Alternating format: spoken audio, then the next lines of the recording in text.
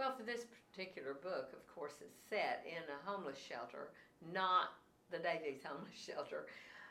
But over the years, one of the things that I've learned as I've met these guests, that they're just regular people. Some of them are nice and some of them aren't. But they're not any different than anyone else, except they don't have a place to live. So that's basically what I've taken away from the last few years as we have visited with these people in the shelter.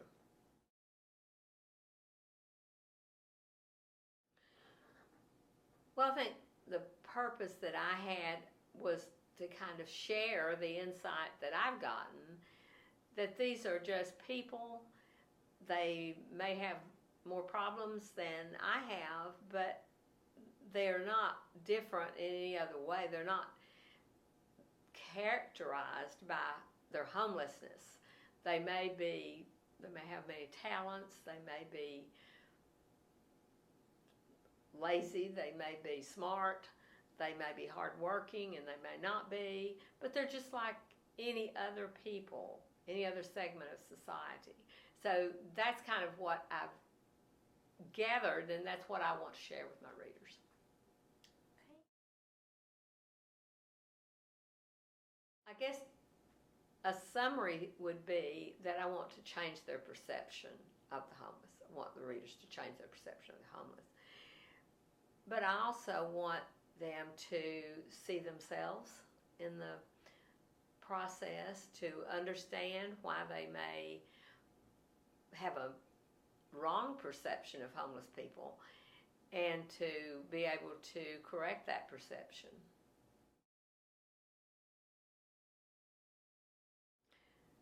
Well, I think with each book, this is my third novel, so with each book I learned something.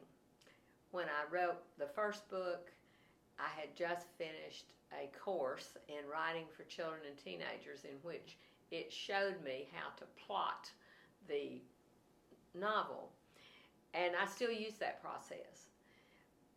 But I learn with each one how to develop character, how much I need to know about the character before I start writing about them in the book. There are all kinds of things that may influence. One of the things that I learned with this book is that sometimes you think you've got it all planned out, but when you write it, there's something that kind of goes wrong. In this particular book, at the end, I realized that I had too much after the climactic moment of the book, and I kind of knew that, but it took my beta reader to say, this needs to be the last chapter in the book, for me to make myself go back and change all that. And it was a lot of work, but in the end I felt like it was a better product. But with each book I learned something valuable.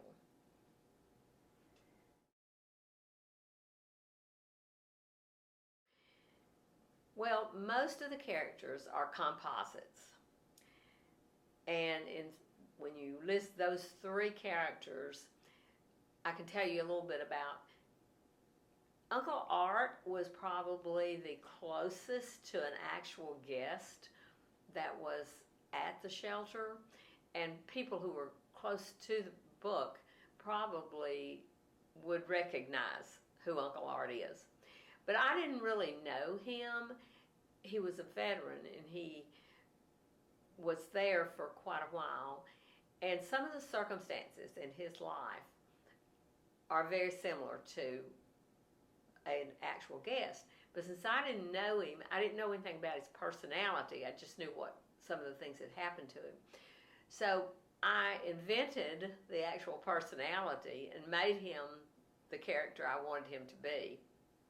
But he was not, he actually had some of the things happen to him that I have happened to him in the book.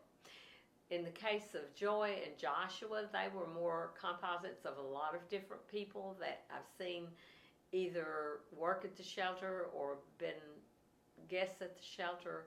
So they were more composites, but Uncle Art was kind of a combination of my imagination and some real incidents that happened in the shelter.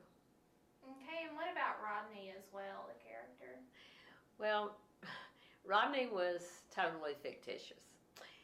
There are people that have come through the shelter and stayed a short period of time like he did, and there are people who have gotten into a little trouble, but I wasn't basing the character of Rodney or the incident that happened with him. I wasn't basing that on anything except my imagination.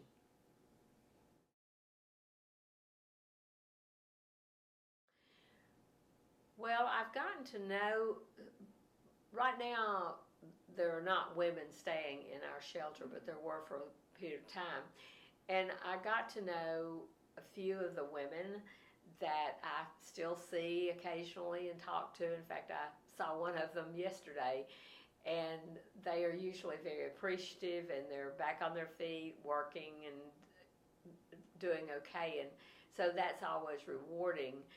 But I have not, I've known some of the men, and my husband has known them better than I have actually, but probably the women are the ones that I kind of got to know. But what I've found in both cases is that they are usually very appreciative, and many of them actually come back after they've been in the shelter and volunteer and help with things in the shelter. That's been very rewarding to have these people show such gratitude for what has happened to them.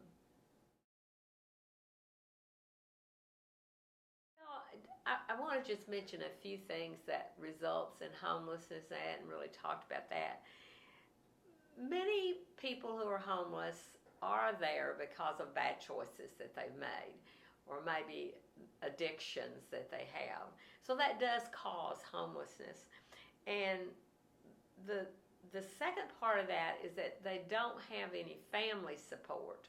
It could be, in case of addictions, it could be that they've just exhausted all their family support. But many people just don't have any family that can help them. So that combination often causes homelessness. But there have been other people who are homeless because of the circumstances of their life. They've done things right. They've worked hard. They've done what they could. But they just ended up with maybe a spouse with cancer or something that has exhausted all their resources, and they've lost their home and they've had to start over again.